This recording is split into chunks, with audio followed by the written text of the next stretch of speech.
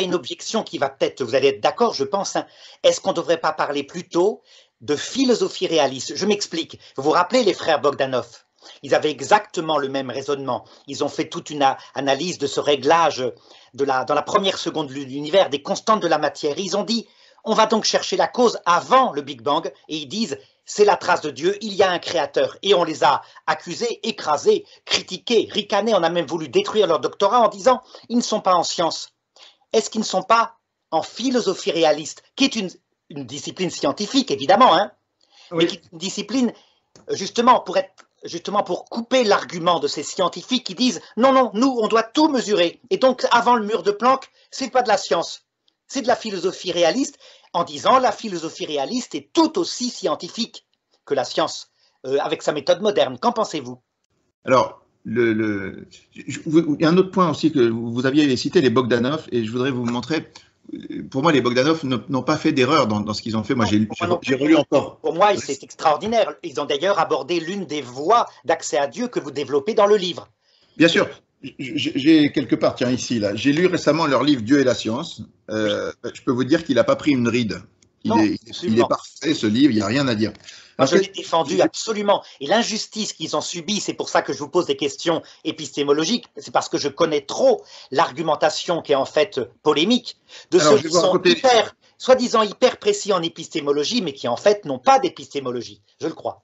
Je vais vous raconter l'histoire des Bogdanov, parce que je la connais un peu, parce qu'en fait, on les a rencontrés à l'occasion de ce livre, ils ont trouvé formidable, ils l'ont lu, ils nous ont aidés, ils ont relu un peu avec nous, ils nous ont fait beaucoup aider dans un chapitre sur le roman noir du Big Bang. Et donc, on s'est mis à les connaître. Et moi, j'ai enquêté un peu, et je suis allé jusqu'à... je vais vous raconter leur histoire, c'est très simple. Les Bogdanov, quand ils étaient jeunes, dans les années 80, ils ont fait une émission qui s'appelait Temps X, tout le monde les trouvait formidables, et c'était vraiment des gens qui étaient très populaires, et personne n'avait de critique. Puis en 1991, ils ont fait ce livre, Dieu et la science, qui a été vendu à plus d'1 million d'exemplaires en France. Et là, ça a surpris, et tout d'un coup, les gens se sont dit, qu'est-ce qu'ils viennent faire dans ce domaine de Dieu? Bon. Et puis, ils ont sorti un autre bouquin en 2010 qui s'appelait Le visage de Dieu, qui a été traduit en 43 langues et qui, entre mai 2010 et octobre 2010, a été en tête des ventes, c'est-à-dire pas toujours premier, mais dans les premiers. Et il a été vendu à 6 ou 7 millions d'exemplaires dans le monde entier. C'est vraiment énorme. Et puis, j'ai retrouvé ça en octobre 2010, sort Marianne, qui fait une couverture en disant « Les frères Bogdanov, révélation sur 2 imposteurs, le rapport du CNRS qui démolit leurs travaux ». Voilà, absolument. Ils avaient, avec l'argumentation que je vous disais, en disant ils sortent de la science. Non, c'est pas ça. C'est un rapport du CNRS qui démolit leurs travaux. 5 ans après, le gars qui a fait ce rapport, il a été condamné pour faux, usage de faux, diffamation. Marianne a été condamnée pour diffamation. Le président du CNRS a été condamné pour diffamation et le Nouvel Obs qui avait repris les choses a été condamné pour diffamation aussi.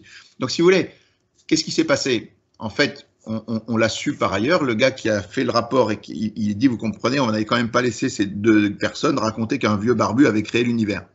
Donc en fait, c'était juste une vision idéologique qui avait bâti un mensonge pour nuire à ces 2 personnes et à leur réputation. Et ça a réussi parce que pour beaucoup de gens, c'est des imposteurs, ils n'ont pas de diplôme et tout ça c'est faux. C'est juste faux. C'est juste parce que c'est des gens qui avaient défendu l'idée de Dieu. Et quand on fait ça, en général, on prend des risques et les gens sont prêts à n'importe quoi pour raconter pour vous contredire. Parce que cette question de Dieu, elle est extrêmement passionnelle.